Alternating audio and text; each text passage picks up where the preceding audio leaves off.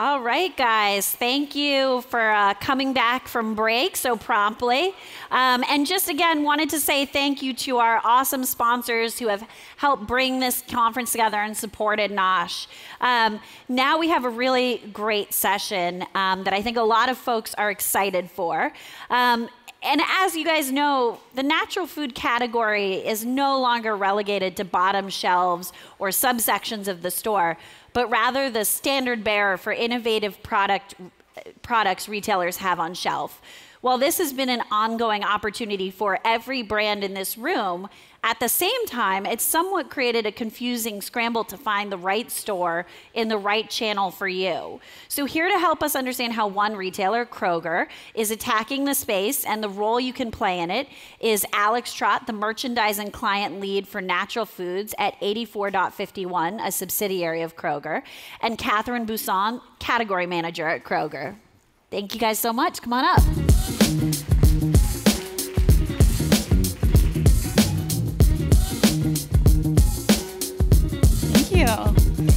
Join me.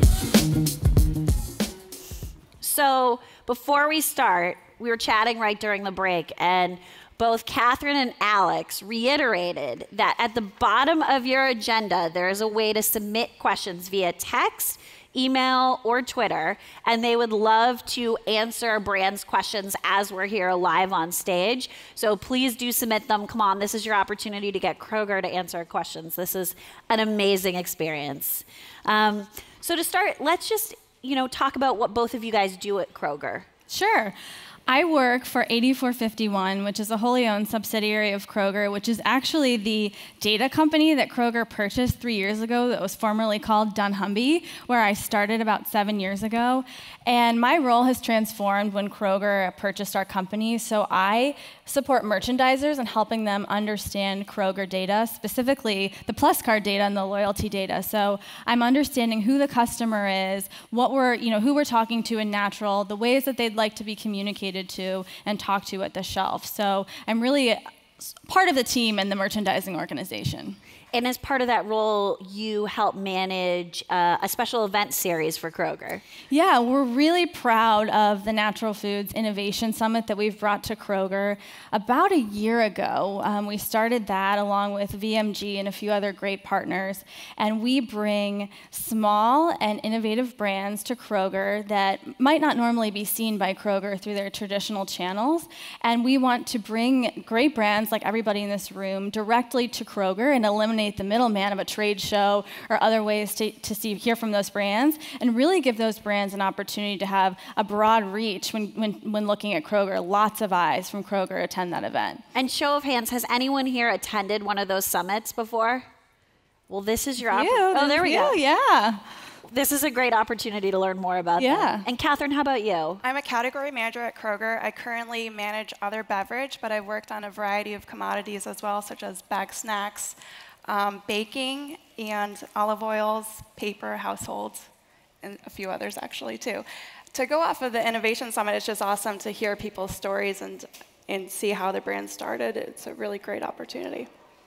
And how many categories have you worked in? Do category managers, change roles at Kroger frequently? Is this something where you guys get to see a wide range of the store? I would say we change pretty frequently. And get a different grasp of who the natural shopper is. It is interesting to see how the natural consumer changes from commodity to commodity and the role of the natural shopper in each commodity. That's great. Well, so let's talk about natural brands and emerging brands, because pretty much everyone in this room fits into those buckets. Why are those type of brands important to Kroger? Because you have your pick of so many different options to stock on your shelves. Why are those two specifically focus areas for you guys?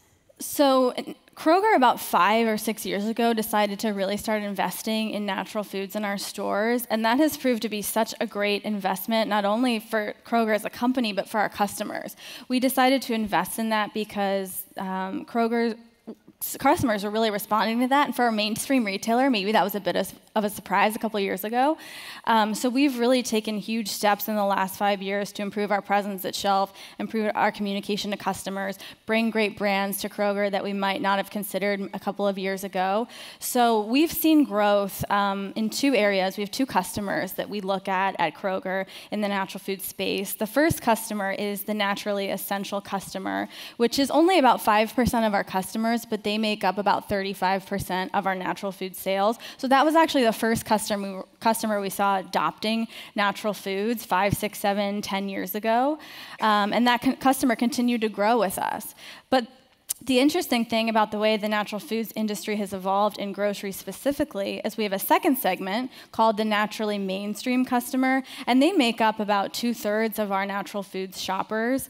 And they buy a mix of conventional products and natural products. So they're kind of weaving around the store, picking up different options, but definitely our largest growing segment. So we've seen such growth in that customer that buys both types of items, but is looking for more and more healthier options as time goes on. So for both of those segments, that's why natural foods is really important to Kroger.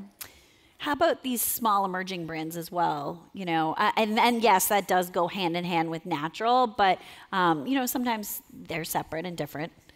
Yeah, so the small and emerging brands has been something that Kroger has really gotten interested through the Natural Foods Summit about a year ago. We have found that we have customers that adopt to those brands pretty early on, and if they're supported through great plans, great merchandising plans, and supported by Kroger, we actually see growth of these really small brands in both customer groups, naturally essential and naturally mainstream adopting.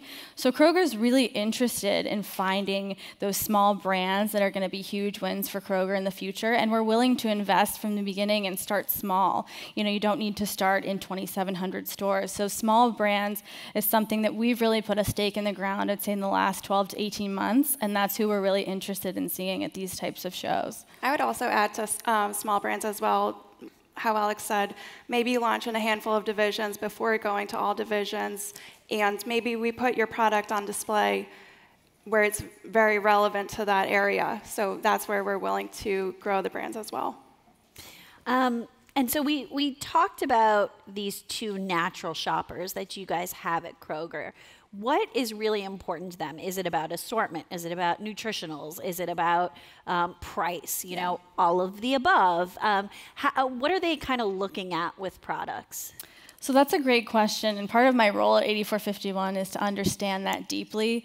And one of the ways we understand is definitely through primary research. So the naturally mainstream customer, that smaller group that lives that natural lifestyle, is looking for things that are a little bit different than that naturally mainstream.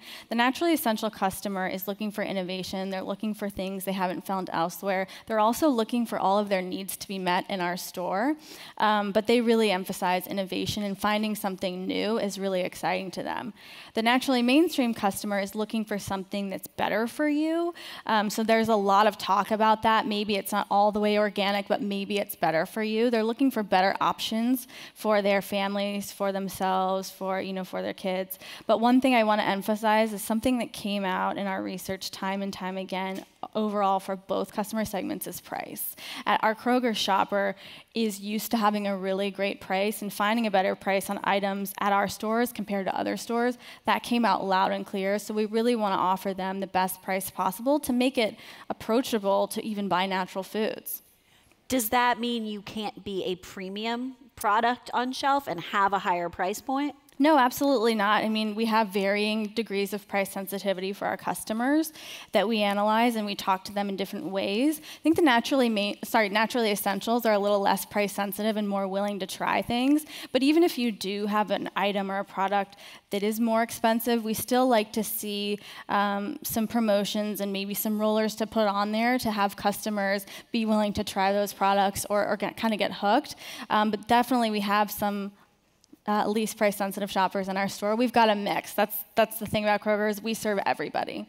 Right, it's about the total strategy. So when we put it on the shelf, I often say the easiest part is getting on the shelf. We want to work with you, and if you have ideas, come to us with them. But we can talk through how we're going to launch this new item, which is very important, especially if we haven't carried something like it before, and we have a variety of ways to do that. How do you think about price when you're building out a category? I think of it as the total category strategy. So what is the item? How does it play into everything else we have? And what is the consumer looking for when they're shopping for that specific item? And so you guys, or Kroger, previously had natural products as sort of separate aisles, stores within a store sort of situation. Now you guys are moving to a model where those natural products are integrated throughout the store. What has that process looked like? Yeah, so that's been really interesting, and that really demonstrates the evolution that Kroger has gone on with this natural shopper. So I mentioned 5 or 6 years ago, Kroger took a stand with that natural shopper, and they wanted to win with them. So they created something called Nature's Market. I know there's a lot of Ralphs out here and a lot of Krogers all over, so you might still see something called Nature's Market. And that was its own store where we wanted to create a unique experience for that shopper. That worked, but over the last 5 years, as I mentioned, we've seen growth of that naturally mainstream shopper who was never going down that little section. And we saw an opportunity to expand our reach with natural foods, and really it's a win for everybody. So right now, it's ballpark, but about 40% of our stores still have Nature's Market. About 60% of our stores are now what we call integrated, where that natural commodity lives in its parent aisle. So natural food cereal now sits right beside conventional cereal. So it's been, it's a balance for both of those shoppers, because the naturally essential was used to that one little box, and those naturally mainstreams now are walking down the aisle and saying, oh my gosh, look at this item. It's only $1 more. It's a better option for me. So it's a balance, but it's overall been a really successful strategy for Kroger, and we have more room to breathe then when we integrate those aisles, because when we were just in Nature's Market, it was a confined space. It was only a certain amount of feet, and we were growing out of it because of all of the great brands that were coming in, and we did not want to limit who we were taking into our stores just because of space. So when we integrated, we have all of this room to breathe and grow, not just now, but for the future. It's also an insurance policy for the future of the store. And how has this kind of integration changed your job? Yeah, so we also see the natural consumer. There is a consumer who buys natural and mainstream, which is great from a category manager perspective, because then you can grow all the different segments. And just having that available, which creates opportunities like co-promoting with a mainstream brand as well as your natural brand. So, we've talked a lot about the natural shopper, but you do have a lot of conventional, traditional shoppers. Are they still looking for natural products a little bit? How can natural brands in the audience still target that shopper as well? Because they don't want to silo themselves as just like these 2-1 buckets. Or I would assume you wouldn't recommend doing that. So as we just talked about, the integration of the stores makes that an option now, whereas before that wasn't even an option. Right now, we're looking at, Kroger has, 56+ million households that walk through our stores. Our data shows us that about 1 out of 2 shoppers are natural food shoppers at Kroger. We see that number it's going to rise as time goes on, but now, since we've integrated, there is that option to provide those products to anybody, even somebody that's only tried one natural foods product. But the key is making it approachable, making it affordable, making it something that's a great deal. And we have options to do things like Free Friday download, which is a great way to capture someone who's never bought natural. Every Friday, Kroger sends out an email with a free product coupon to every shopper, and they can go in and download that coupon that Friday only. That drives so much trial. And we've seen some brands that have been really successful by getting folks who've never bought natural foods to try that one item and then get kind of hooked on that product, and then it expands their basket throughout the store. And that actually sets up a great question we got from the audience, which was, for smaller brands, it can be hard to do some of these shopper programs. Are there ways for them to still participate, even if they are just in a couple regions or they don't have a huge marketing budget? Right. So we've actually added something this past year called the Natural Foods End Cap Display, which is pretty unheard of for Kroger to add space to their display plan. And this is for those emerging brands, those growing segments, and an innovative place to put companies that are growing. I have one thing to add on that. So the other option that Kroger has is our best customer communications. So we use all that Kroger Plus Card data, and we can individually target through emails, through mailers, through all different options. But talk to those shoppers. You can go as small or as big as you want to in that vehicle. So you can talk directly to the shopper that you think would be good candidates for trial and/or repeat. So we've got a lot of different options if you work with us, and it's not only exclusive to those brands that can scale. We've got smaller options available to talk directly to our shoppers. So, we've talked a lot about what innovative brands can do once they're on shelf with Kroger, but how do they get there? How do you get on shelf in store? You reach out to us. So we go through new item appointments with each update, and I would encourage you to find out who your category manager is and when those updates are, and reach out to us. We can get you set up for a new item appointment. How do you find out who your category manager is?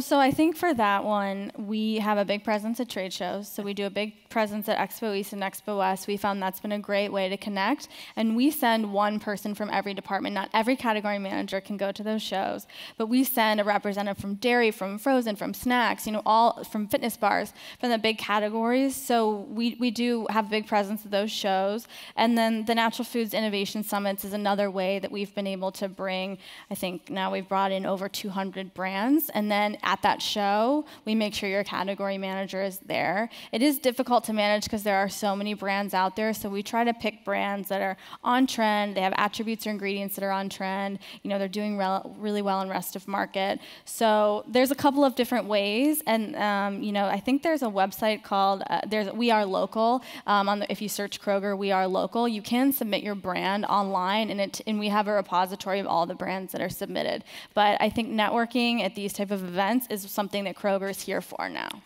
Yeah, that's a good point. And also, if you don't start out at the geo level, you could reach out to your division merchandiser as well. So starting at division level would be a good way to find out who to contact. And how about the summit? How do you get selected for that? Yeah, so that's a hot question. Yeah.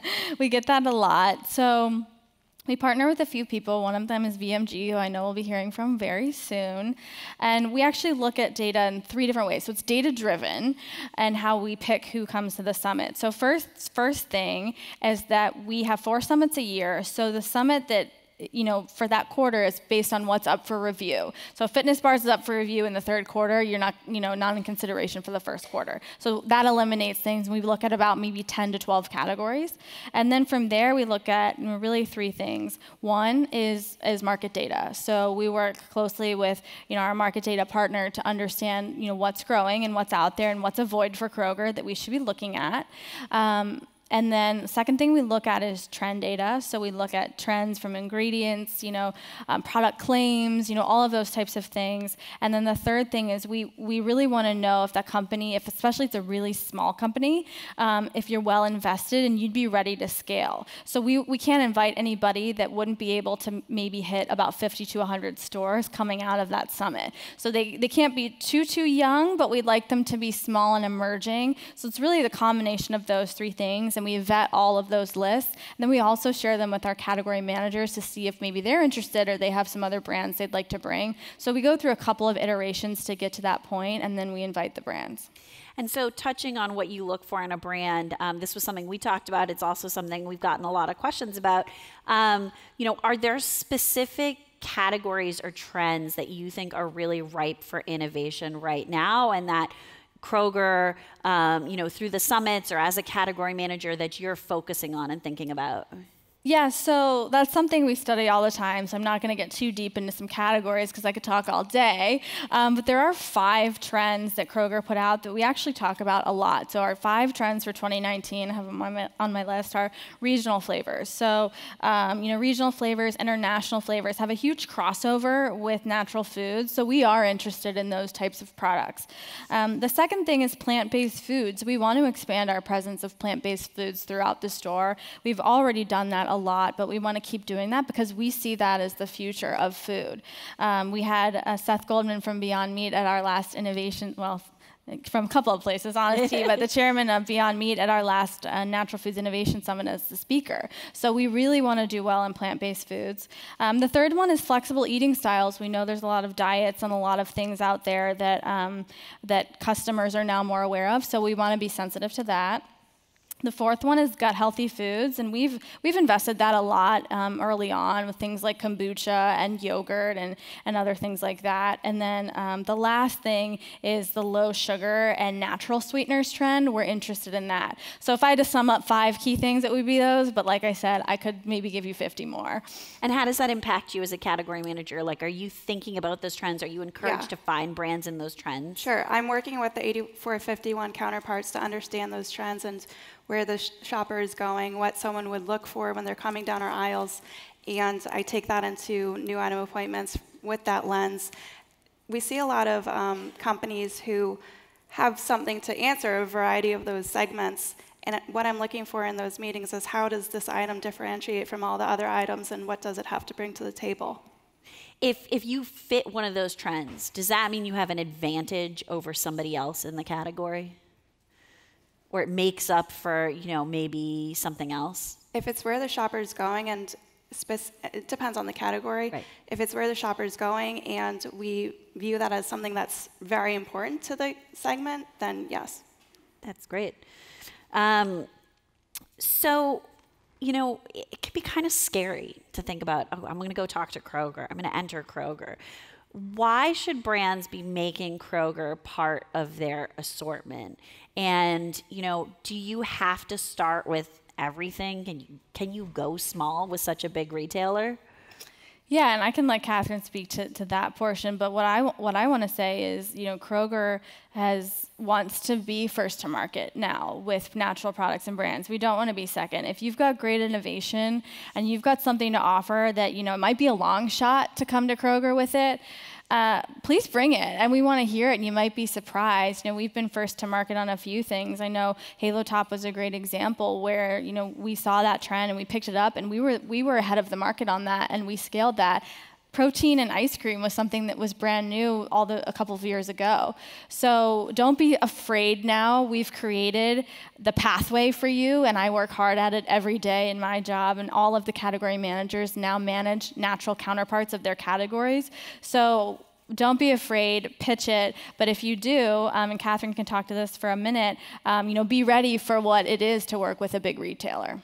Right, so that would entail that you can stay in supply, you have the right supply chain available, you can deliver to stores, no out of stocks or minimal out of stocks, and then also make sure you have a correct promotional strategy in place. It's easy to just stick it on the shelf, which is a pretty sure way that it won't be there in the next update.